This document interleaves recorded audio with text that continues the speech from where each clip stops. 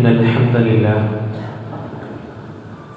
نحمده ونستعينه ونؤمن به ونتوكل عليه ونعوذ بالله من شرور أنفسنا ومن سيئات أعمالنا من يهده الله فلا مضل له ومن يضلل فلا هادي له وأشهد أن لا إله إلا الله وحده لا شريك له وأشهد أن محمدا عبده ورسوله اللهم صل على محمد وعلى آل محمد كما صليت على إبراهيم وعلى آل إبراهيم إنك حميد مجيد وبارك على محمد وعلى آل محمد كما باركت على إبراهيم وعلى آل إبراهيم إنك حميد مجيد أما بعد فإن خير الكلام كلام الله وخير السنن سنن محمد صلى الله عليه وسلم وشر الأمور محدثاتها وكل محدثة بدعة وكل بدعة ضلالة وكل ضلالة في النار أعوذ بالله من الشيطان الرجيم يا أيها الذين آمنوا اتقوا الله حق تقاته ولا تموتن إلا وأنتم مسلمون يا أيها الذين آمنوا اتقوا الله وقولوا قولا سديدا يصلح لكم أعمالكم ويغفر لكم ذنوبكم ومن يطع الله ورسوله فقد فاز فوزا عظيما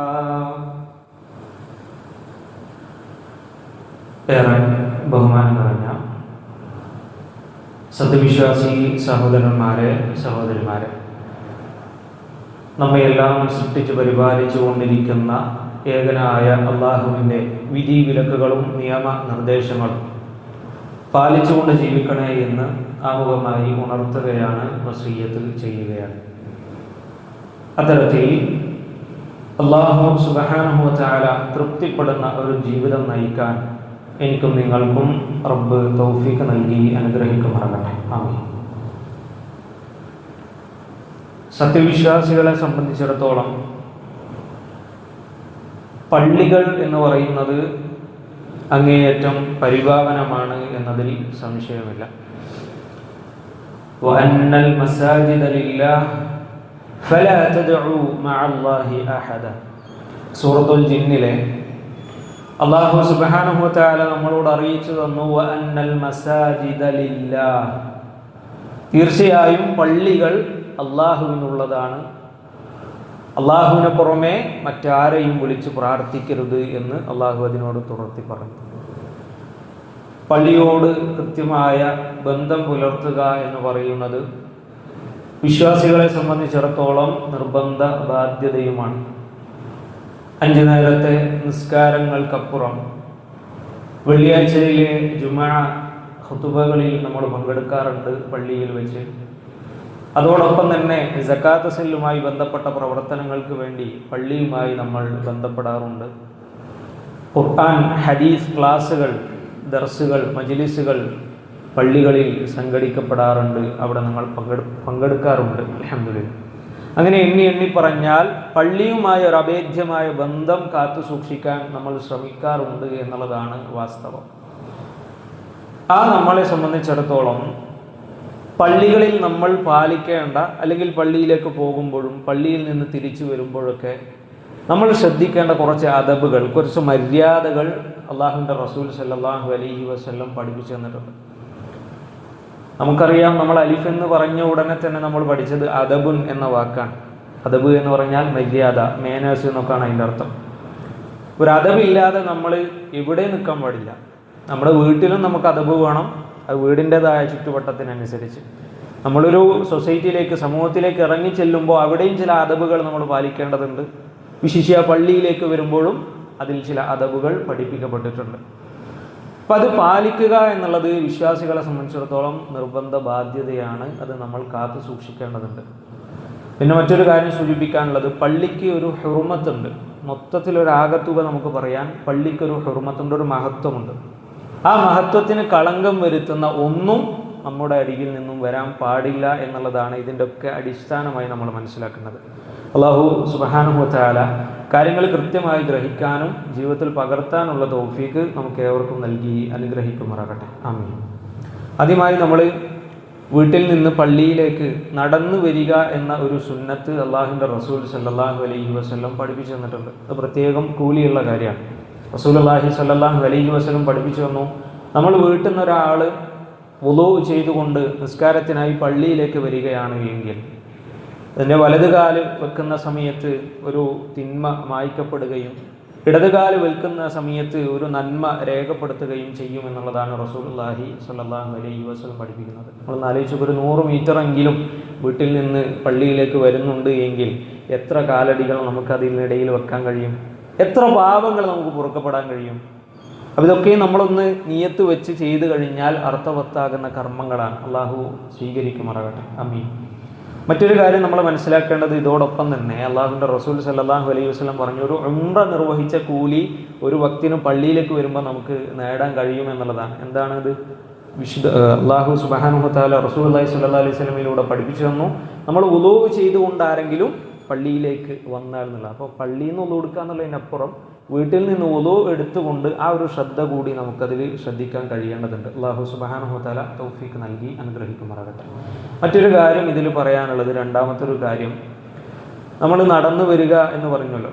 സ്വാഭാവികമായിട്ടും വീട്ടിൽ നിന്ന് ഒരുപാട് ദൂരമാണ് പള്ളി എങ്കിൽ ഒരല്പ ദൂരത്തേക്കെങ്കിലും നമ്മുടെ വാഹനം നിർത്തി ഒരു 30-40 സ്റ്റെപ്പെങ്കിലും പള്ളിയിലേക്ക് നടന്നു വരാനുള്ള ആ ഒരു ശ്രദ്ധയെങ്കിലും നമ്മൾ കാണിക്കണം. അതോടൊപ്പം തന്നെ നമ്മൾ മനസ്സിലാക്കേണ്ടത്, വഅലൈക്കും ബിസ്സക്കീന വൽ വഖാർ, ആ ഒരു വഖാറും ഒരു ഗൗരവവും അതേപോലെ തന്നെ ഒരു കാംനെസ്സുമൊക്കെ നമുക്ക് ആ വിഷയത്തിൽ ഉണ്ടാകേണ്ടതുണ്ട്. പള്ളിയിലേക്ക് ബേജാറായി ഒറ്റപ്പാടോടുകൂടി ഒച്ചപ്പാടുണ്ടാക്കി വരിക എന്നുള്ള അങ്ങനെയുള്ളൊരു സ്ഥലമല്ല പള്ളി എന്ന് പറയുന്നത്. റസൂലുള്ളാഹി സ്വല്ലല്ലാഹു അലൈഹി വസല്ലം പറഞ്ഞു, ഇദാ സമിഅതുമുൽ ഇഖാമ ഫംശു ഇലസ്സലാത്തി വഅലൈക്കും ബിസ്സക്കീന വൽ വഖാർ. നിങ്ങൾ വുളൂ ചെയ്യുന്ന സമയത്ത് അല്ലെങ്കിൽ പള്ളിയിലേക്ക് ഇങ്ങനെ നടന്നു വരുന്ന സമയത്ത് ഇവിടെ ഇഖാമത്ത് കൊടുക്കുന്നതായി ശ്രദ്ധയിൽപ്പെട്ട് കഴിഞ്ഞാൽ നിങ്ങൾ ബേജാറായി ഓടി വരണം എന്നല്ല അള്ളാഹുവിൻ്റെ റസൂൽ സല്ലല്ലാഹു അലൈഹി വസല്ലം പറയുന്നത്. ഫംശു ഇലസ്സലാ, നിങ്ങൾ നടന്നു വന്നാൽ മതി മെല്ലെ.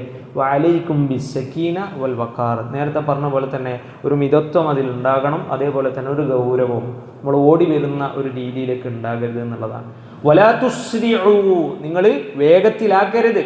ഫമാ അദ്റക്തും ഫസല്ലു വമാ ഫാതകും ഫഅതിമു, എന്നിട്ട് നിങ്ങൾക്ക് കിട്ടിയത് നിങ്ങൾ നിസ്കരിക്കുക. ഉദാഹരണത്തിന് മഗ്രിബ് നിസ്കാരത്തിലേക്ക് വരികയാണ്. മഗ്രിബ് നമ്മുടെ നാട്ടിലൊക്കെ പെട്ടെന്ന് തുടങ്ങല്ലോ ഇഖാമത്ത് കൊടുത്തിട്ട്.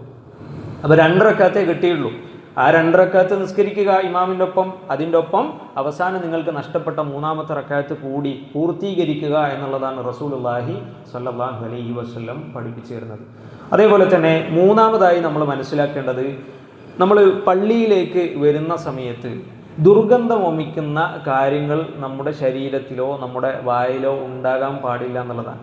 ഇപ്പം പാൻപരാഗം ഉപയോഗിച്ചുകൊണ്ട് പള്ളിയിലേക്ക് ആരും വരില്ല.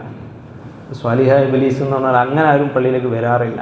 പക്ഷേ ഇവിടെ നമ്മൾ ശ്രദ്ധിക്കേണ്ടത്, അള്ളാഹുവിൻ്റെ റസൂൽ സല്ലല്ലാഹു അലൈഹി വസല്ലം പറഞ്ഞു, ഈ സൂം അല്ലെങ്കിൽ ബസ്വൽ, ഉള്ളി, വെളുത്തുള്ളി പോലെയുള്ള വളരെ ദുർഗന്ധം വമിക്കുന്ന അല്ലെങ്കിൽ കുത്തുന്ന മണമുള്ള ചില ഭക്ഷണ പദാർത്ഥങ്ങൾ കഴിച്ചുകൊണ്ടാണ് നമ്മൾ പള്ളിയിലേക്ക് വരുന്നത് എങ്കിൽ അള്ളാഹുവിൻ്റെ റസൂൽ സല്ലല്ലാഹു അലൈഹി വസല്ലം പറഞ്ഞതെന്ന് വെച്ചാൽ വരണ്ട എന്നുള്ളതാണ്. അപ്പോൾ ആ ഒരു സ്മെല്ല് നമ്മൾ ഒഴിവാക്കിയിട്ട് സുഗന്ധം വമിക്കുന്ന കാര്യങ്ങളാൽ പള്ളിയിലേക്ക് വരണം എന്നുള്ളതാണ്.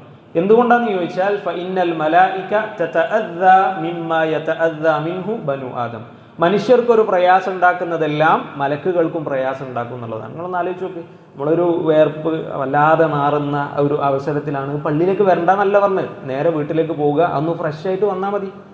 അല്ലെങ്കിൽ നമ്മൾ ഭക്ഷണം കഴിക്കുന്ന സമയത്താണ് ബാങ്ക് കേൾക്കുന്നത്, വായൊന്ന് ക്ലീൻ ആക്കിയിട്ട് വന്നാൽ മതി. നമുക്ക് സിവാക്ക് ചെയ്യുക എന്ന് പറയുന്നത്, മിസ്വാക്ക് എപ്പോഴും കയ്യിൽ കൊണ്ട് നടക്കാറുണ്ടായിരുന്നു അള്ളാഹുവിൻ്റെ റസൂൽ സല്ലല്ലാഹു അലൈഹി വസല്ലം. മാലിക്കിൻ്റെ സംഗതിയാണ്. നമ്മുടെ വായിൽ ദുർഗന്ധം വരും. ചില സമയത്തൊക്കെ ചില പ്രത്യേക ഭക്ഷണങ്ങൾ കഴിക്കുമ്പോൾ, അല്ലെങ്കിൽ ഒരുപാട് സമയം ഉണ്ടാതിരിക്കുമ്പോൾ, വായ പൂട്ടി വെക്കുമ്പോൾ നമ്മുടെ വായിൽ വല്ലാത്തൊരു ഗന്ധം ഉണ്ടാകും. ആ സമയത്ത് നമ്മൾ ശ്രദ്ധിക്കേണ്ടത് വുളൂ ചെയ്യുന്ന സമയത്ത് അള്ളാഹുവിൻ്റെ റസൂൽ സല്ലല്ലാഹു അലൈഹി വസല്ലം നമുക്ക് പഠിപ്പിച്ചു തന്നു, സിവാക്ക് ചെയ്യുക, പല്ല് തേച്ച് ദന്തശുദ്ധീകരണം വരുത്തുക എന്നുള്ളത്. അപ്പോൾ ആ ഒരു സുന്നത്ത് കൂടി പ്രാവർത്തികമാക്കാൻ നമുക്ക് സാധിക്കേണ്ടതുണ്ട്. അള്ളാഹു തൗഫീഖ് നൽകി അനുഗ്രഹിക്കുമാറാകട്ടെ. പിന്നെ നാലാമതായി പള്ളിയുമായി ബന്ധപ്പെട്ട് നമ്മൾ മനസ്സിലാക്കേണ്ടത് ഇൻദ ദുഖൂലിൽ മസ്ജിദ്, പള്ളിയിലേക്ക് കയറുന്ന സമയത്ത് ചില കാര്യങ്ങൾ നമ്മൾ ശ്രദ്ധിക്കേണ്ടതുണ്ട്. ഒന്നാമതായി അല്ലാഹു മഫ്തഹ്ലി അബ്വാബ റഹ്മതിക, അള്ളാഹുവെ നിൻ്റെ കാരുണ്യത്തിൻ്റെ കവാടം എനിക്ക് നീ തുറന്നു തരണേ എന്ന ഒരു പ്രാർത്ഥന അള്ളാഹുവിൻ്റെ റസൂൽ സല്ലല്ലാഹു അലൈഹി വസല്ലം പഠിപ്പിച്ചു തരുന്നുണ്ട്. മാത്രവുമല്ല പള്ളിയിലേക്ക് പ്രവേശിക്കുന്ന സമയത്ത് തഖ്ദീമുർ റജ്ലിൽ യുംന, നമ്മൾ വലതുകാല് വെച്ച് കയറണം എന്നുള്ളതാണ്. അപ്പോൾ ആ ഒരു സുന്നത്ത് കൂടി പ്രാവർത്തികമാക്കാൻ നമുക്ക് സാധിക്കേണ്ടതുണ്ട്. ഇപ്പോൾ പൊതുവേ ഈ കാര്യങ്ങളൊക്കെ പറയുമ്പോൾ നമ്മുടെയൊക്കെ മനസ്സിലേക്ക് വരുന്ന ഒരു ചിന്ത എന്താണെന്ന് വെച്ചാൽ ഇതൊക്കെ ഒരുപാട് കാലമായി അറിയുന്ന കാര്യമല്ലേ എന്നുള്ളതാണ്. സഹോദരങ്ങൾ, ഇതൊരു തസ്കിയത്തിൻ്റെ ഭാഗമായി സൂചിപ്പിക്കുന്നതാണ്. നമുക്കിടയ്ക്കിടെ ഒരു ബോധവൽക്കരണം അല്ലെങ്കിൽ ഒരു ഓർമ്മപ്പെടുത്തൽ ഉണ്ട് എങ്കിൽ മറന്നുപോയ പല കാര്യങ്ങളും നമുക്ക് കൂട്ടിച്ചേർക്കാൻ സാധിക്കുമെന്നുള്ളതാണ്.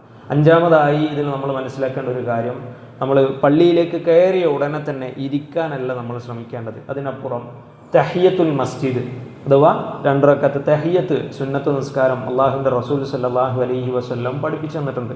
ഒരിക്കൽ അള്ളാഹുവിൻ്റെ റസൂൽ സല്ലല്ലാഹു അലൈഹി വസല്ലം ഖുതുബ പറഞ്ഞുകൊടുക്കുമ്പോൾ പള്ളിയിലേക്ക് ഒരു മനുഷ്യൻ കയറി വന്നു. അയാൾ വന്നവടങ്ങിയിരുന്നു എന്നാണ്. റസൂലുള്ളാഹി സ്വല്ലല്ലാഹു അലൈഹി വസല്ലം ആ മനുഷ്യനോട് ചോദിച്ചു, അസ്വല്ലൈത യാ ഫുലാൻ, നിങ്ങൾ നിസ്കരിച്ചിട്ടാണോ ഇരുന്നത് എന്ന് ചോദിച്ചു. അള്ളാഹുവിൻ്റെ റസൂൽ സല്ലല്ലാഹു അലൈഹി വസല്ലമയോട് ആ മനുഷ്യൻ പറഞ്ഞില്ല, ഞാൻ നിസ്കരിച്ചില്ല, അല്ലാണ്ടെങ്കിൽ ഇരുന്നതാണ് എന്ന് പറഞ്ഞപ്പോൾ ഖും ഫർക റകഅതൈൻ, നീ എഴുന്നേൽക്കുക, താങ്കൾ എഴുന്നേൽക്കുക, എന്നിട്ട് 2 റക്അത്ത് തഹിയ്യത്ത് നിസ്കരിച്ചതിന് ശേഷം ഇരിക്കുക എന്ന് ഖുതുബൻ്റെ ഇടയിൽ പോലും അള്ളാഹുവിൻ്റെ റസൂൽ സല്ലല്ലാഹു അലൈഹി വസല്ലം പഠിപ്പിച്ചു തന്നിട്ടുണ്ട്. നിങ്ങളൊന്ന് ആലോചിച്ച് നോക്ക്, ഖുതുബൻ്റെ ഗൗരവത്തിരിയാ. ഖുതുബ പറഞ്ഞുകൊണ്ടിരിക്കുന്ന സമയത്ത് അങ്ങോട്ടും ഇങ്ങോട്ടും സംസാരിക്കാൻ പോലും പാടില്ല എന്നുള്ളതാണ്. ഒരാൾ നമ്മളോട് സംസാരിക്കാൻ ശ്രമിച്ചാൽ അരുത്, എന്നോട് മിണ്ടരുത്, ഉസ്കുത്ത്, നീ മിണ്ടാതിരിക്ക് എന്ന് പോലും പറയാൻ പാടില്ല എന്നുള്ളതാണ്. അപ്പം അത്രയും ശ്രദ്ധയോടുകൂടി ഇരിക്കണം. നിസ്കാരത്തിൽ ഖുതുബ ശ്രദ്ധിക്കാൻ പറ്റുമോ? പറ്റൂല. അപ്പം അത്ര ഗൗരവപ്പെട്ടതായി അള്ളാഹുവിൻ്റെ റസൂൽ സല്ലല്ലാഹു അലൈഹി വസല്ലം പരിചയപ്പെടുത്തിയാണ് 2 റക്അത്ത് തഹിയ്യത്ത് നിസ്കാരം പള്ളിയിലേക്ക് കയറി വന്നാൽ എന്നുള്ളത്. അപ്പം ഖുതുബൻ്റെ സമയത്ത് എന്നല്ല, നമുക്കൊന്നും പള്ളിയിലേക്ക് വരുമ്പോൾ ആ ചിന്ത തന്നെ ഇല്ല. അപ്പം അതുകൊണ്ട് സഹോദരങ്ങളെ, ഇതൊരു ഉണർത്തലിൻ്റെ ഭാഗമായി നമ്മുടെയൊക്കെ മനസ്സിലേക്ക് വരേണ്ടതുണ്ട്. തഹിയ്യത്ത് നിസ്കാരം എന്ന് പറയുന്നത് സുന്നത്തുൽ മുഅക്കദയാണ്. അള്ളാഹുവിൻ്റെ റസൂൽ സല്ലല്ലാഹു അലൈഹി വസല്ലമയിൽ നിന്നും വന്ന പ്രബലമായ സുന്നത്താണ്. വളരെയധികം പ്രതിഫലം അതിനുണ്ട് എന്നുള്ളത് നമ്മൾ മനസ്സിലാക്കേണ്ടതുണ്ട്. അള്ളാഹു തൗഫീഖ് നൽകി അനുഗ്രഹിക്കുമാറാകട്ടെ. ആറാമതായി നമ്മൾ മനസ്സിലാക്കേണ്ട ഒരു കാര്യം എന്താണെന്ന് വെച്ചാൽ, നമ്മൾ 1ാമത്തെ സൊഫിലേക്കാണ് ആദ്യമായി കയറി വരുന്ന ആളുകൾ ഇങ്ങനെ നിൽക്കേണ്ടത് എന്നുള്ളതാണ്. അപ്പോൾ 1ാമത്തെ സൊഫിൻ്റെ പ്രത്യേകത അള്ളാഹുവിൻ്റെ റസൂൽ സല്ലല്ലാഹു അലൈഹി വസല്ലം പറഞ്ഞു, ലൗ യഅലമു നാസു മാ ഫിൻ നിദാ വസ്സഫിൽ അവ്വൽ, ബാങ്ക് വിളിയുടെയും അതേപോലെ തന്നെ 1ാമത്തെ സൊഫിൻ്റെയും പ്രതിഫലം ജനങ്ങൾ അറിഞ്ഞിരുന്നുവെങ്കിൽ അവർ നറുക്കിട്ടെങ്കിലും അത് തീരുമാനിക്കുമായിരുന്നു എന്നുള്ളതാണ്. ഇപ്പോൾ പലപ്പോഴും നമ്മുടെ ബാങ്കിനെ കുറിച്ച് പറഞ്ഞു. ബാങ്ക് എന്ന് പറയുന്നത് അത് പള്ളിയിൽ ഉത്സവം കൊടുക്കേണ്ട എന്നുള്ളതാണ്. അപ്പം കയറി നാളെ മുതൽ മൂപ്പര അങ്ങോട്ട് തട്ടി മാറ്റി ബാങ്ക് കൊടുക്കാൻ കയറണം എന്നുള്ളതല്ല സൂചിപ്പിച്ചത്. മറിച്ച് ബാങ്ക് കൊടുക്കുന്ന ആൾ പ്രതിഫലം എന്താണെന്ന് അറിയുന്നത്? ബാങ്ക് കൊടുക്കുന്ന ആളെ സംബന്ധിച്ചിടത്തോളം, മുഅദ്ദിനെ സംബന്ധിച്ചിടത്തോളം, നമ്മൾ മുക്രീന്ന് കളിയാക്കാറുള്ള, യഥാർത്ഥത്തിൽ മുക്രീന്ന് പറയാൻ പാടില്ല, അത് വേറെ വിഷയം. മുഅദ്ദിനെ സംബന്ധിച്ചിടത്തോളം അള്ളാഹുവിൻ്റെ റസൂൽ സല്ലല്ലാഹു അലൈഹി വസല്ലം പരിചയപ്പെടുത്തി, നാളെ ഖിയാമത്ത് നാളിൽ അവർക്ക് ഒരുപാട് നീളം ഉണ്ടാകും. അവർക്ക് ഷറഫാക്കപ്പെട്ട ആ ഒരു സ്ഥാനമാണത്. മാത്രവുമല്ല, ഈ ബാങ്ക് വിളി കേൾക്കുന്ന അത്രയും ഇടയിലുള്ള എത്രയും ജീവജാലങ്ങളും എല്ലാം ഉണ്ടോ അതെല്ലാം നമുക്ക് വേണ്ടി ഷഫാത്ത് പറയുന്നുള്ളതാണ്. അതുകൊണ്ട് തന്നെ സഹോദരന്മാരെ, ആ ഒരു വിഷയം പ്രത്യേകം നമ്മൾ ശ്രദ്ധിക്കേണ്ടതുണ്ട്. ബാങ്ക് കൊടുക്കുക എന്ന് പറയുന്നത് ചില്ലറക്കാര്യല്ല. ജീവിതത്തിൽ ഇന്നേ വരെ ഒരു ബാങ്ക് പോലും കൊടുക്കാത്ത ആളുകൾ നമ്മുടെ ഇടയിലുണ്ട് എങ്കിൽ പള്ളിയിൽ, നമ്മൾ പോകുന്ന പള്ളിയിൽ ഉസ്താദിനോടോ മൗലവിയോടോ ചോദിക്കാം, ഇന്ന് ഞാൻ ബാങ്ക് കൊടുത്തോട്ടെ. ബാങ്ക് കൊടുക്കാനുള്ള ഒരു ത്വര നമുക്ക് ഉണ്ടാകണം. അപ്പം നറുക്കിട്ടെടുത്തെങ്കിലും അവർ തീരുമാനിക്കുമായിരുന്നു എന്നുള്ളതാണ്. അപ്പം അത്രയും ശ്രദ്ധയോടുകൂടിയായിരുന്നു ആ വിഷയം കാണേണ്ടതുണ്ട്. ഓക്കെ, 2ാമത്തെ വിഷയം എന്ന് വെച്ചാൽ ഇതിൽ തന്നെ പറഞ്ഞു വസ്സഫിൽ അവ്വൽ, 1ാമത്തെ സൊഫിൽ എന്നുള്ളത്. നിങ്ങൾ ആലോചിച്ച് നോക്ക്, പള്ളിയിൽ വന്ന് വലതുകാലം വെച്ചൊക്കെ കയറി അല്ലാഹു മഫ്തഹ്ലി അബ്വാബ റഹ്മതിക്കൊക്കെ ചൊല്ലി തഹിയ്യത്ത് നിസ്കരിച്ചു. എന്നിട്ട് നമ്മളെവിടെ ഇരിക്കുക? ബേക്കോട്ട് തന്നെ ഇരിക്കുക. ഒരു വേലിയേറ്റം വേലിയിറക്കം എന്നൊക്കെ പറഞ്ഞ പോലെ വേലിയേറ്റാണ്. പിന്നെ ഇക്കാമത്ത് കേൾക്കുമ്പോഴാണ് വേലിയിറക്കം. പിന്നെ 1ാമത്തെ സൊഫിലേക്ക് വരും. അപ്പോൾ സ്വാഭാവികമായിട്ട് 2ലും നിസ്കരിക്കാൻ പറ്റൂലല്ലോ. അപ്പോൾ സഹോദരങ്ങളെ, നമ്മൾ മനസ്സിലാക്കേണ്ട ഒന്നാമത്തെ സ്വഫിന് പ്രതിഫലം വളരെ വലുതാണ്. അപ്പോൾ അത് കരസ്ഥമാക്കാനുള്ള ഒരു കാര്യത്തിലാണ് നമ്മൾ ശ്രദ്ധ കാണിക്കേണ്ടത്. അപ്പോൾ പലപ്പോഴും നമുക്കുണ്ടാകുന്ന ഒരു സംശയമാണ്, സ്വഫിൻ്റെ വലതുഭാഗത്ത് ആദ്യം വന്ന് ഇരിക്കണം എന്നാണല്ലോ, അല്ലെങ്കിൽ നിൽക്കണം എന്നുള്ളതാണല്ലോ. അപ്പോൾ പലപ്പോഴും നമ്മുടെയൊക്കെ പള്ളികൾ കാണാറുള്ള ഒരു തെറ്റായ ഒരു സംഗതി എന്താണെന്ന് ചോദിച്ചാൽ, വലതുഭാഗത്തുണ്ടാകും കുറേ ആൾക്കാർ, നിസ്കാരം നടന്നുകൊണ്ട് കഴിയും, ഇടത്തെ ഭാഗത്ത് കുറച്ച് ആൾക്കാരേ ഉണ്ടാവുള്ളൂ. അങ്ങനല്ല. അള്ളാഹുവിൻ്റെ റസൂൽ സല്ലല്ലാഹു അലൈഹി വസല്ലമയുടെ സുന്നത്ത് നമുക്ക് വളരെ കൃത്യമാണ് ആ വിഷയത്തിൽ. ഒന്നാമതായി വരുന്നയാൾ വലതുഭാഗത്ത് വെക്കുന്നു, രണ്ടാമതാൾ ഇടതുഭാഗത്ത് വെക്കുന്നു, പിന്നെ വരുന്നയാൾ വലത്, പിന്നെ വരുന്നയാൾ ഇടത്, പിന്നെ വലത്, പിന്നെ ഇടത്, പിന്നെ വലത്, പിന്നെ ഇടത്. ഇതാണ് അതിൻ്റെ രീതി.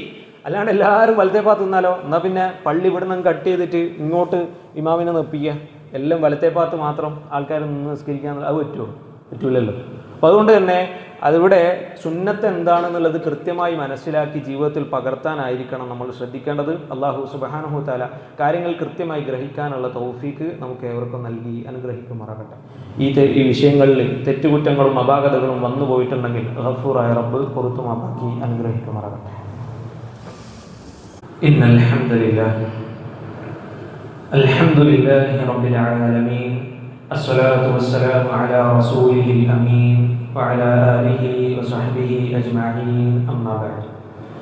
യാ ഇബാദല്ലാഹ് ഇത്തഖുല്ലാഹ്. അല്ലാഹുവിൻ്റെ വിധിവിലക്കുകളും നിയമ നിർദ്ദേശങ്ങളും പാലിച്ചുകൊണ്ട് ജീവിക്കണേ എന്ന് രണ്ടാമതൊരു വട്ടം കൂടി ഉണർത്തുകയാണ്, വസിയ്യത്ത് ചെയ്യുകയാണ്. റബ്ബ് തൗഫീഖ് നൽകി അനുഗ്രഹിക്കുമാറാകട്ടെ. ആമീൻ. ആദാബുൽ മസ്ജിദ് അല്ലെങ്കിൽ പള്ളിയിലുമായി നമ്മൾ ശ്രദ്ധിക്കേണ്ട അദബുകൾ, മര്യാദകളെ കുറിച്ചാണ് സൂചിപ്പിച്ചു വരുന്നത്. കേട്ടതിലപ്പുറം ജീവിതത്തിലേക്ക് പകർത്താനുള്ള തൗഫീഖ് അള്ളാഹു നമുക്ക് ഏവർക്കും നൽകി അനുഗ്രഹിക്കുമാറാകട്ടെ. ആമീൻ. 6 കാര്യങ്ങളെക്കുറിച്ചാണ് സൂചിപ്പിച്ചത്. 7ാമതായി, നമ്മൾ അത്ര ഗൗരവത്തോടുകൂടി കാണാത്ത, എന്നാൽ അള്ളാഹുവിൻ്റെ റസൂൽ സല്ലല്ലാഹു അലൈഹി വസല്ലം അങ്ങേയറ്റത്തെ സൂക്ഷ്മതയോടെയും ഗൗരവത്തോടു കൂടിയും സ്വഹാബത്തിനോട് അറിയിച്ച ഒരു കാര്യത്തെക്കുറിച്ചാണ് സൂചിപ്പിക്കാൻ ഉദ്ദേശിക്കുന്നത്. അള്ളാഹു തൗഫീഖ് നൽകട്ടെ. ആമീൻ. തസ്വിയത്തു സുഫൂഫ്. സ്വഫ് ഒപ്പിച്ച് നിൽക്കുക എന്നുള്ളതാണ്. സ്വഫ് ഒപ്പിച്ച് നിൽക്കുക എന്ന് പറയുമ്പോൾ പല ആളുകളും ശ്രദ്ധിച്ചിട്ടുള്ള അല്ലെങ്കിൽ മനസ്സിലാക്കിയ ഒരു അബദ്ധ ധാരണ എന്ന് പറയുന്നത്, അപ്പോൾ അത് സ്വഫിൽ അങ്ങനെ നിന്നാൽ പറയാം. സ്വഫ് എന്ന് പറഞ്ഞാൽ ഈ വരക്ക് പറയുന്ന പേരല്ല സ്വഫ് എന്ന് പറയുന്നത്. നമ്മളവിടെ ക്രമമായി നിൽക്കുന്നതിൻ്റെ പേരാണ് സ്വഫ് എന്ന് പറയുന്നത്. അപ്പം അവിടെ ഉദ്ദേശം അതാണ്. നമ്മൾ മനസ്സിലാക്കേണ്ടത്, ഒരാൾ നിൽക്കുന്ന സമയത്ത് അയാളുമായി അടുത്ത് നിൽക്കുക എന്ന് പറയുമ്പോൾ എന്തോ ഒരു കൊറോണ കാലത്ത് നമ്മൾ ഐസൊലേഷൻ ചെയ്ത പോലെ അങ്ങോട്ടും ഇങ്ങോട്ടും തെന്നി നിൽക്കുന്ന ഒരു പ്രകൃതി നമ്മുടെ ഇടയിലൊക്കെ ഉണ്ട്. അത് തെറ്റായ ഒരു സംഗതിയാണ്. അള്ളാഹുവിൻ്റെ റസൂൽ സല്ലല്ലാഹു അലൈഹി വസല്ലം പറഞ്ഞു, അനസ് ഇബ്നു മാലിക് റളിയല്ലാഹു അൻഹു ഉദ്ധരിക്കുന്ന, ഇമാം മുസ്ലിം, ഇമാം ബുഖാരി റഹ്മത്തുള്ളാഹി അലൈഹിം അവരുടെ സ്വഹീഹിൽ ഉദ്ധരിച്ച ഹദീസാണ്. അള്ളാഹുവിൻ്റെ റസൂൽ സല്ലല്ലാഹു അലൈഹി വസല്ലം പറഞ്ഞു, അഖീമു സുഫൂഫക്കും, നിങ്ങൾ സ്വഫ് ശരിയാക്കണം. വതറാസു ഫഇന്നി അറാക്കും മിൻ വറാഇ ളഹരി. അള്ളാഹുവിൻ്റെ റസൂൽ സല്ലല്ലാഹു അലൈഹി വസല്ലം സ്വഹാബികളെ അഭിമുഖീകരിച്ചുകൊണ്ട് പറയാൻ, നിങ്ങൾ സ്വഫ് ഒപ്പിച്ച് നിൽക്കേണ്ടതുണ്ട് എന്നുള്ളതാണ്. മറ്റൊരു ഹദീസിൽ നമുക്ക് കാണാൻ സാധിക്കും, സവ്വു സുഫൂഫക്കും, നിങ്ങൾ സ്വഫ് ശരിയാക്കണം. ഫഇന്ന തസ്വിയത സ്വഫി മിൻ തമാമിസ് സ്വലാഹ്, തീർച്ചയായും സ്വഫിൻ്റെ പൂർത്തീകരണം നിസ്കാരത്തിൻ്റെ പൂർത്തീകരണത്തിൽപ്പെട്ടതാണ് എന്ന് റസൂലുള്ളാഹി സ്വല്ലല്ലാഹു അലൈഹി വസല്ലം. ഇനിയുമുണ്ട് ഹദീസുകൾ, ഒരുപാട് ഹദീസുകൾ ഈ വിഷയത്തിൽ കാണാൻ കഴിയും. ഒറ്റ കാര്യം കൂടി മാത്രം സൂചിപ്പിക്കാൻ ഉദ്ദേശിക്കാം. മഹാനായ അബ്ദുല്ലാഹി ഇബ്നു ഉമർ റളിയല്ലാഹു അൻഹുമ ഉദ്ധരിക്കുന്ന ഹദീസിൽ അള്ളാഹുവിൻ്റെ റസൂൽ സല്ലല്ലാഹു അലൈഹി വസല്ലം ഒരിക്കൽ ആ ഹദീസിൽ പറഞ്ഞു തരാം. എന്താണെന്നറിയോ? അഖീമുസ് സുഫൂഫ് ഫഇന്നമാ തസുഫൂന ബിസുഫൂഫിൽ മലായിക, നിങ്ങൾ സ്വഫ് ഒപ്പിച്ച് നിൽക്കണം. കാരണം ഇവിടെ മലക്കുകളും സ്വഫ് ഒപ്പിച്ചിട്ടാണ് നിൽക്കുന്നത്. വഹാദു ബൈനൽ മനാകിബ് വസദ്ദുൽ ഖലൽ, നിങ്ങളുടെ മുതുകുകളുമായി തൊട്ടടുത്ത് നിൽക്കുന്ന ആളുടെ ഷോൾഡറായിട്ട് തട്ടി നിൽക്കണം. നിങ്ങളുടെ കാലിൻ്റെ കാൽപാദം എന്ന് പറയുന്നത് അത് തൊട്ടടുത്തയാളുമായി ഒട്ടി നിൽക്കണം എന്നുള്ളതാണ് റസൂലുള്ളാഹി സ്വല്ലല്ലാഹു അലൈഹി വസല്ലം പഠിപ്പിച്ചു തരുന്നത് എന്നുള്ളതാണ്. ഈ വിഷയം കുറച്ച് കൂടുതലായിട്ട് പറയാനുണ്ട്, ഇൻഷാ അല്ലാഹ് അടുത്ത ആഴ്ച സൂചിപ്പിക്കും. ഞാൻ പറഞ്ഞു വന്നത് എന്താണെന്ന് ചോദിച്ചാൽ, എല്ലാ തവണയും ഏറ്റവും ചുരുങ്ങിയത് ജുമാ നിസ്കാരത്തിനെങ്കിലും ഇവിടുന്ന് ഖത്തീബ് ഇമാം നിൽക്കുന്ന സമയത്ത് നിങ്ങളോട് പറയുന്നുണ്ടാവും അല്ലേ, എന്ത് ചെയ്യണം? അടുത്ത് നിൽക്കണം, സ്വഫ് പൂർത്തീകരിച്ച് നിൽക്കണം. സ്വഫിൻ്റെ പൂർത്തീകരണം നിസ്കാരത്തിൻ്റെ പൂർത്തീകരണത്തിൽപ്പെട്ടതാണ്. അവിടെ ചില ആളുകളുടെ അടുത്തൊക്കെ നമ്മളിങ്ങനെ ചേർത്ത് വെക്കാൻ നിൽക്കുമ്പോൾ അങ്ങ് പെട്ടെന്ന് വലിച്ചു കളി. ഇതെന്തേ കുഷ്ഠരോഗം ഉണ്ടോ?